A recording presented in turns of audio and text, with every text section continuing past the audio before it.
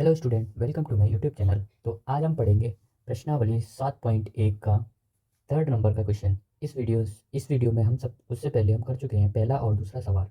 ठीक है, तो अगर आपने वो दोनों वीडियो या फिर वो वाली वीडियो नहीं देखी हो जिसमें हमने पहला सवाल और दूसरे सवाल को किया है, तो वो जा करके उसको भी इस चैनल पर जा करके देख सकते हैं। तो सबसे पहले हम आइए इस वीडियो को स्टार्ट कर लेते हैं। सबसे पहले हम पढ़ते हैं प्रश्न संख्या 3।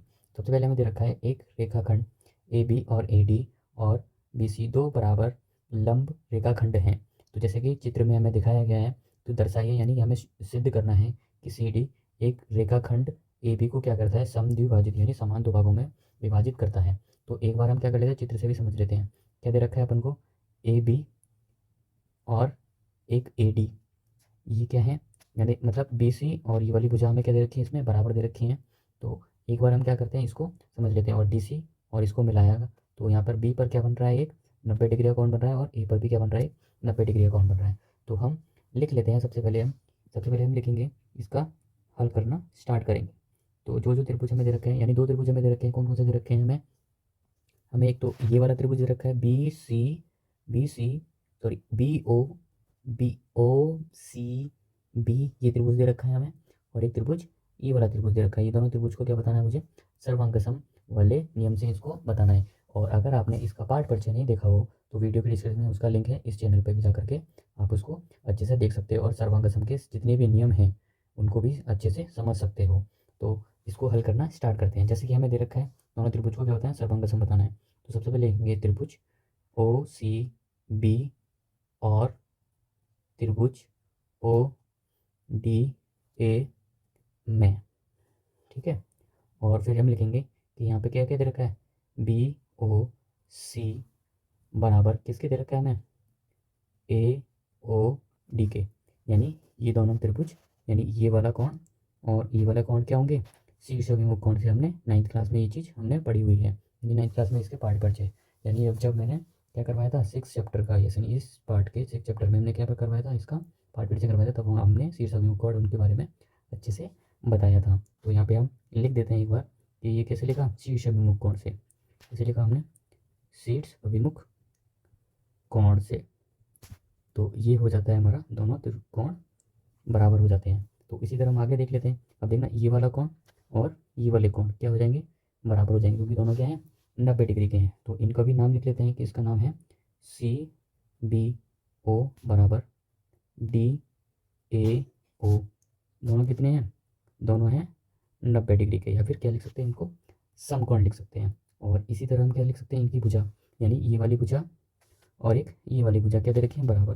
तो यहाँ पे लिख सकते हैं बी सी बराबर डी ए, या फिर ए डी, दोनों में से कुछ भी लिख सकते हैं। ये हमें क्या थी, दी हुई थी, तो लिख देते हैं यहाँ पे दिया है। तो इसी तरह हम कह सकते हैं, अतः क्या कहा जा सकता है कि दोनों त्रिभुज, जो त्रिभुज हमने माने थे कि ओ सी बी, सर्वांगसम का निशान लगाएंगे, सर्वांगसम का निशान, और त्रिभुज ओ डी ए के क्या हो जाएंगे, सर्वांगसम, दोनों त्रिभुज सर्वांगसम है। कौन सी वाली, अब यहाँ पे लगेगी कौन सी वाला नियम लग रहा है, ये देखना। यहाँ पे एक तो हमारे पास सबसे पहले कोण मिला, यानी उसको एंगल बोलते हैं, दोबारा हमें एंगल मिला यानी कोण, फिर बोलिए हमें भुजा, यानी उसको एस बोलते हैं।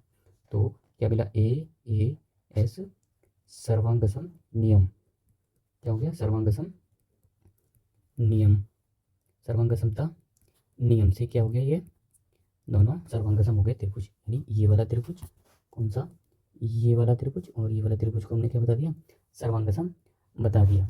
तो इसी तरह हम लिख सकते हैं आगे, आगे लिख सकते हैं कि अतः अतः सी डी रेखाखंड ए बी को क्या करता है, समान दो भागों में विभाजित करता है, या फिर समद्विभाजित करता है। इसी तरह हो जाता है हमारा ये सवाल नंबर तीसरा हल हो जाता है। तो इसी तरह हम अब इसके कौन से सवाल को करेंगे, इसके तीसरे वाले सवाल को करके अब इसका हम फोर्थ वाला सवाल करेंगे, यानी चौथे नंबर का प्रश्न हल करेंगे। तो आइए चलते हैं अगले पेज पर। तो इसी तरह हम इसका सबसे पहले सवाल नंबर 4 का, सबसे पहले हम पढ़ेंगे इसका सवाल, पढ़ेंगे सवाल नंबर 4 के स्टेटमेंट पढ़ेंगे, फिर सवाल पढ़ेंगे।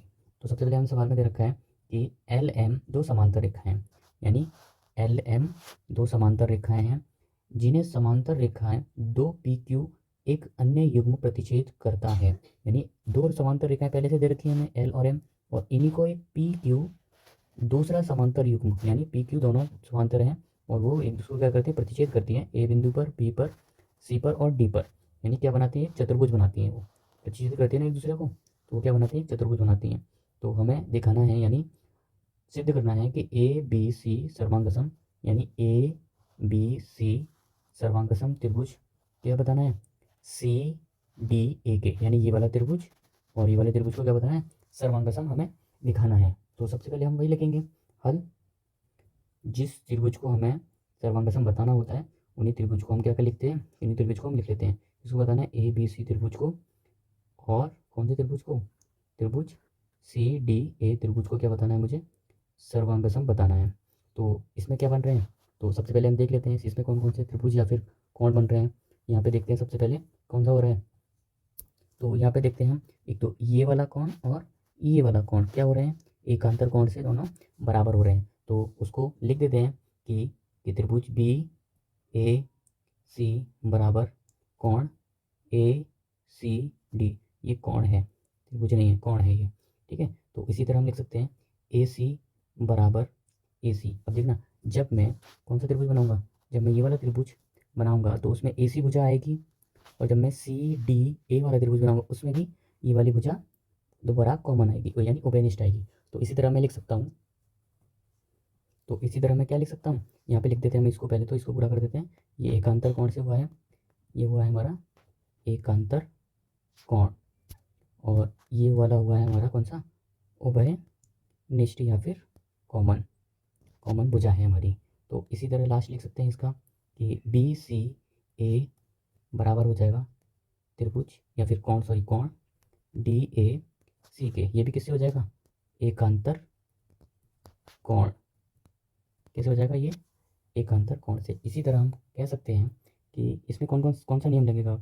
अब देखना, ये मेरे पास क्या है, एक ए है, यानी ये कोण मिला उसको ए बोलते हैं, ये एस और ये ए, यानी कौन सा नियम लग रहा है, ए एस ए वाला नियम, यानी सर्वांगसम नियम से क्या हो जाएंगे, दोनों दोनों त्रिभुज क्या हो जाएंगे, सर्वांगसम हो जाएंगे। तो लिख देते हैं कि ए बी सी सर्वांगसम त्रिभुज सी डी ए, कौन सा नियम, ए एस ए वाले नियम से क्या हो जाएंगे, दोनों सर्वांगसम हो जाएंगे। इसी तरह हमारा 4th नंबर का सवाल भी हल होता है अच्छे से। अगर आपको इन सवालों में कोई भी परेशानी, कोई भी दिक्कत आ रही है तो आप मुझे कमेंट बॉक्स में इसके आंसर या फिर कोई भी प्रॉब्लम आती है तो हमें पूछ सकते हैं। तो इसी तरह ये होता है हमारा सवाल नंबर हल। और आगे की वीडियो यानी इसके आगे के सवाल देखने के लिए इस चैनल को सब्सक्राइब कर लें और वीडियो को लाइक करें और शेयर करें। Thank you.